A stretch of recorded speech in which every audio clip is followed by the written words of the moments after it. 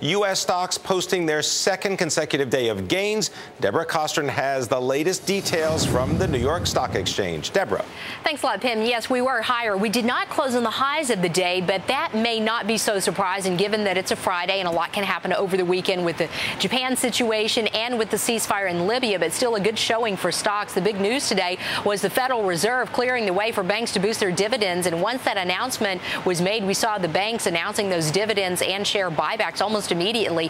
5 banks, including JP Morgan, Wells Fargo, U.S. Bancorp, BB&T, all raising their dividends, and many banks, of course, also announcing those stock buybacks as well, Pimm. Now, Deborah, it was not just banks issuing dividends today. Other stocks, other companies, Cisco, the first dividend they've ever announced.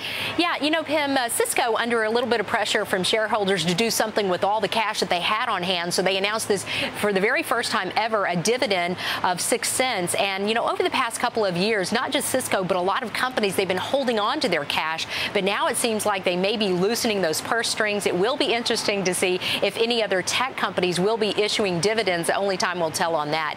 And the other big story for the week, of course, the situation in Japan kept the U.S. market sharply lower earlier in the week. And the rally that we saw yesterday and today really could not make up for the losses. So as we are closing out the markets here, the Dow, the S&P, and the NASDAQ lower for a second week in a row, and traders saying that they, of course, will be monitoring the situation in Libya and Japan over the weekend to see just how things play out, and that will likely provide a lot of direction for us on Monday morning. Pimm, back to you. Thank you very much. Deborah Kostroun reporting from the New York Stock Exchange. Now